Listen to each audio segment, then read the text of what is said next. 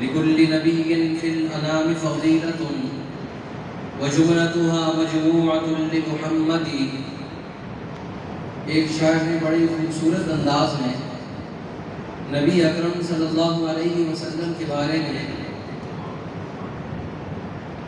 کچھ اشعار کہے اور عربی کے اندر ایسے اشعار کہے ما ان مدحت محمدا بمقالتی ولكن مدحت مقالتی بمحمد لكل نبي في الأنام فضيلة وجملتها مجموعة لمحمد. کہنے لگے کہ اللہ رب العزت نے آدم علیہ السلام کو بلایا اور آدم علیہ السلام کو کمالات عطا فرمائے، اور پھر اس کے بعد سیدنا نوح علیہ السلام کو بلایا اور کمالات عطا فرمائے. پھر اس کے بعد اللہ رب العزت نے ادریس علیہ السلام کو کمالات عطا فرمائے. پھر اس کے بعد سیدنا ابراہیم خلیل اللہ کو کمال عطا فرمایا. پھر اسماعیل ذبیح اللہ کو کمالات عطا فرمائے. پھر اس کے بعد سیدنا یوسف علیہ السلام کو کمال عطا فرمایا. اور پھر اس کے بعد سیدنا عیسیٰ روح اللہ کو کمال عطا فرمایا. حضرت ہارون علیہ السلام کو کمال عطا فرمایا. قرآن مجید جب ان تمام انبیاء کا ذکر کرتا ہے تو ذکر کرنے کے بعد ایک بات کہتا ہے سلام علی ابراہیم، سلام علی موسیٰ و ہارون، سلام علی الیاسین. سلام اس کا مطلب کیا ہے؟ مفسرین نے بڑا عجیب نکتہ لکھا ہے یہاں پر. دنیا کی عدالتیں، دنیا کے جتنے بھی انسان ہیں، جتنے بھی ادارے ہیں، جب دنیا کے اندر کوئی آدمی انتہا درجے کا کام کرتا ہے تو اقوام متحدہ کے وہاں پر وہ سارے جتنے ادارے ہیں وہ اس کو سلام پیش کرتے ہیں اور اس کی تعریف کرتے ہیں، اس کے بارے میں گفتگو کرتے ہیں. یہ بڑا عادل ہے اور سارے دنیا کی عدالتیں، اس کی ماتحت عدالتیں ساری اس کی عدالت پر گواہ بن جاتی ہیں. یہ بڑا سلامتی والا آدمی ہے.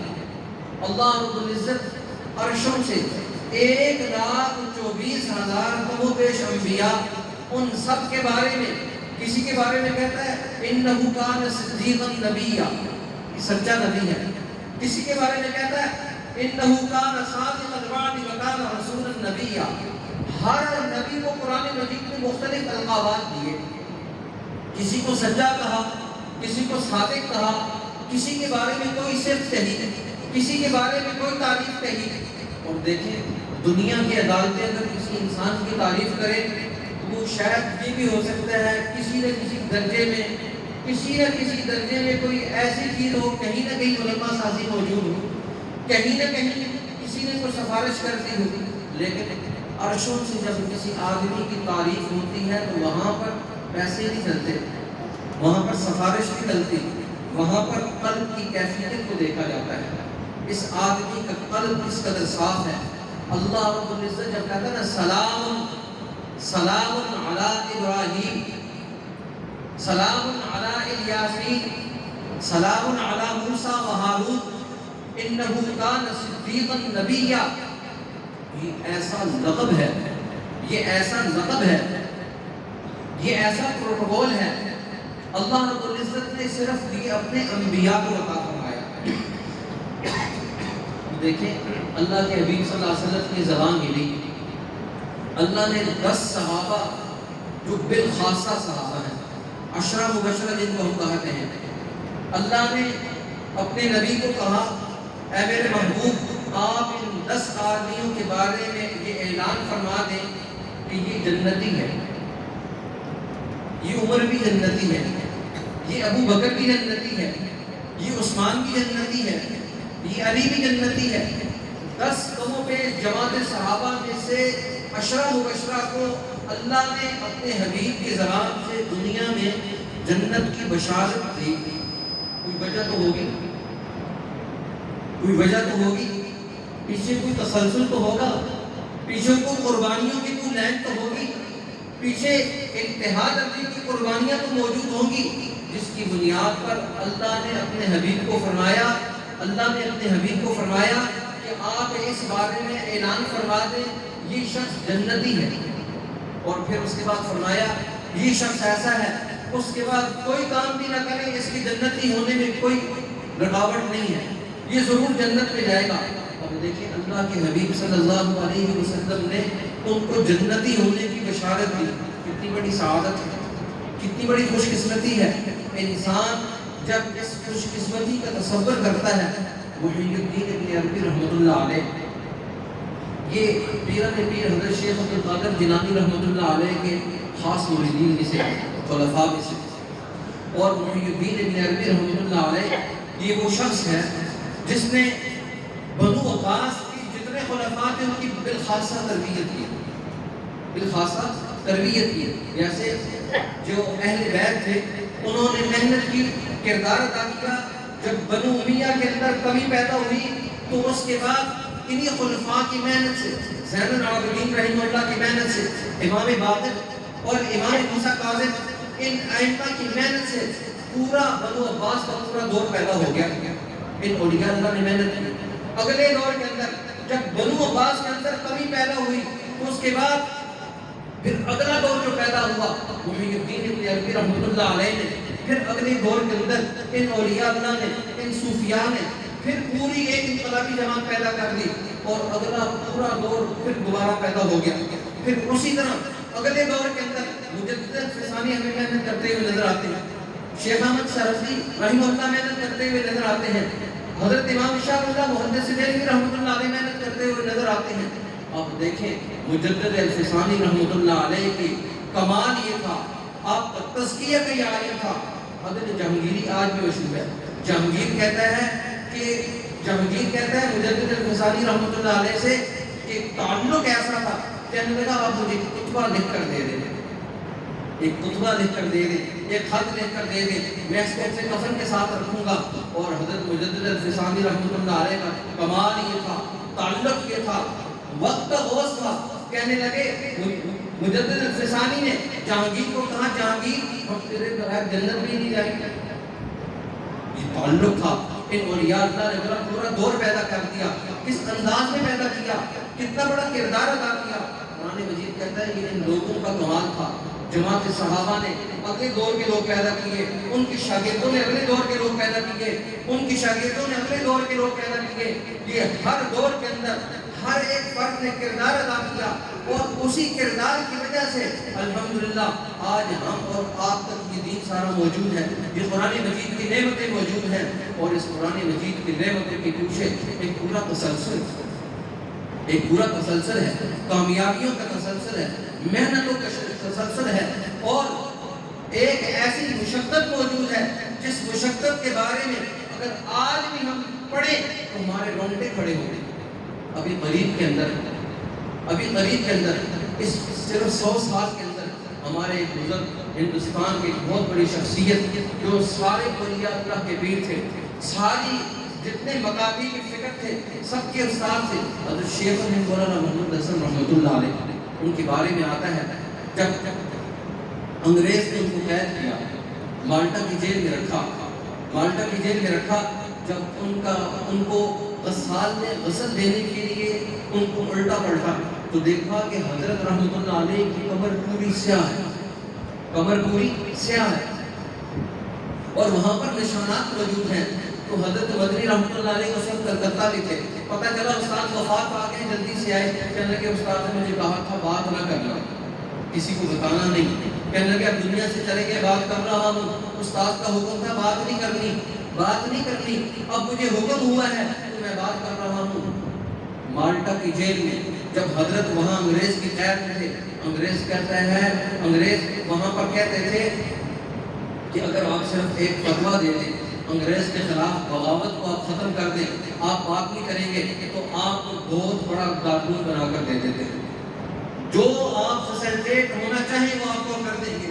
صرف ایک گزارش ہے کہ آپ اپنی زبان کو بند رکھیں، بخاری پڑھاتے رہیں، مسلم پڑھاتے رہیں، قرآن پڑھاتے رہیں، ہمیں اس سے کوئی گلا شکوہ نہیں ہے، صرف ایک کام کریں، انگریز سرکار کے خلاف بات نہ کیا کریں، آپ اپنا فتویٰ واپس لیں۔ کہ ہم یہاں پر آئے ہیں حکمرانی کر رہے ہیں، ہم باغی نہیں ہیں، بلکہ ہم یہاں پر صحیح طور پر حکمرانی کر رہے ہیں۔ کہنے لگے کیسے صحیح طور پر حکمرانی کر رہے ہو؟ تم نے تو یہاں پر غاصب ہوئے ہو، تم نے تو ہندوستان کے آپ کا قبضہ کیا ہے، اور اوپر سے کہتے ہو کہ ہم بات بھی نہ کریں، بات بھی نہ کریں۔ فرمایا یہ ناممکن ہے۔ تو کہتے کہ حضرت شیخ علیہ رحمۃ اللہ علیہ کو نیچے انگارے بچھائے جاتے اور حضرت شیخ علیہ رحمۃ اللہ علیہ کو اوپر لٹا دیا جاتا، اور انگارے حضرت شیخ علیہ رحمۃ اللہ علیہ کی اس پیپ اور خون سے بجھ جاتا، اور پھر دوبارہ جب ان کے اوپر سختیاں ہوتی تو آپ کی پیٹھ پر کوڑے برسائے جاتے، اور پھر گرم سلاخیں کر کے حضرت شیخ علیہ رحمۃ اللہ علیہ کی پیٹھ پر داغا جاتا۔ ایک دفعہ آنکھوں سے آنسو تھے، آنکھوں سے آنسو تھے، ساری زندگی بخاری پڑھائی، قرآن کی خدمت بھی، آنکھوں سے آنسو تھے۔ حضرت مدی رحمۃ اللہ علیہ فرماتے ہیں اب تو پھانسی کا حکم ہو چکا، پھر کیوں پریشان ہے؟ انگریز نے کہا ان کو پھانسی دے دو۔ کہنے لگا تو پھانسی کا حکم ہو چکا، پھر کیوں پریشان ہے؟ اب کیا مسئلہ ہو گیا آپ کو؟ اب کیا پریشانی لاحق ہے؟ کہنے لگے پھانسی سے نہیں میں ڈرتا، میں یہ سوچ رہا ہوں کہ اللہ رب العزت نے ہمارے اس عمل کو قبول نہ کیا تو پھر کیا کریں گے؟ اللہ نے ہماری اس سعی کو قبول نہ کیا تو کیا کریں گے؟ اس لیے قرآن مجید کے اندر بار بار متوجہ کیا، ہر عمل کے بعد آپ یہ کہیں ربنا تقبل منا، اللہ ہم نے یہ کام کر دیا، ہمارے اس کام کو قبول فرما۔ ہم نے نماز پڑھ لی، اللہ قبول فرما لے۔ ہم نے روزہ رکھا، اللہ قبول فرما لے۔ ہم نے یہ زکوٰۃ دی، اللہ قبول فرما لے۔ اللہ ہم نے یہ نیکی کا عمل کیا، قبول فرما لے۔ اگر قبول نہ ہوا، مردود ہو گیا، جیسے شیطان نے 7 لاکھ سال تک اللہ کی عبادت کی، ایک اللہ کا حکم نہ مانا، اللہ نے مردود کر دیا۔ اگر اللہ نے ہماری اس عمل کو قبول نہ کیا تو کیا کریں گے؟ اللہ نے ہمارے اس عمل کو قبول نہ کیا تو کیا کریں گے؟ اس لیے حکم یہ دیا ربنا تقبل منا، ہر نماز کے بعد یہ دعا کرنا، اللہ جی ہماری اس نماز کو قبول فرما لے، اللہ جی ہمارے اس قرآن کی تعلیم کو قبول فرما لے۔ اگر قبول نہ ہوا تو پھر دوسری چیز رد ہے، پھر دوسری چیز رد ہے۔ اگر قبول ہو گیا تو پھر تو کیا ہی بات ہے، اگر قبول نہ ہوا تو پھر رد ہے، اگر رد ہو گیا تو پھر شیطان کی طرح مردود بندہ بن جاتا ہے۔ اس لیے اپنے ہر عمل کے بعد عاجزی اختیار کرنا، اے اللہ ہم اس قابل نہیں تھے، آپ نے ہم سے مغرب پڑھوا لی، ہم اس قابل نہیں تھے اللہ کے حبیب صلی اللہ علیہ وسلم کی باتیں سنتے اور کہتے، آپ نے ہمیں اپنے گھر میں بیٹھنے کی توفیق نصیب فرمائی۔ آپ کیا سمجھتے ہیں میں اور آپ یہاں بیٹھے ہیں، ایمان اللہ کی توفیق ہے، خدا کی قسم اللہ کی توفیق ہے۔ ہم سے زیادہ حسین، ہم سے زیادہ مالدار، ہم سے زیادہ صلاحیت والے، ہم سے زیادہ قوت اور طاقت والے مسجد سے باہر ہیں۔ اللہ جس کو قبول کرتا ہے اسی کو بیٹھنے کی توفیق نصیب فرماتا ہے۔ الحمدللہ اللہ نے مجھے اور آپ کو قبول کیا ہے اور یہاں موجود ہے، اور اللہ نے حضرت مفتی صاحب کو 25 سال تک قبول کیا، الحمدللہ سے شروع کیا۔ آج الحمدللہ 2-3 صورتیں رہ گئی ہیں، آج اس کا درس قرآن مجید کی تکمیل ہوئی۔ کتنی خوشی کی بات ہے، کتنی سعادت کی بات ہے۔ میں ایک بات آپ کو سناؤں، اسی پر ختم کرتا ہوں۔ ہمارے والد صاحب رحمۃ اللہ علیہ، یہ اللہ کا احسان ہے کہ اللہ نے الحمدللہ ہماری کئی نسلوں سے الحمدللہ یہ قرآن مجید کا یہ پورا تسلسل موجود ہے۔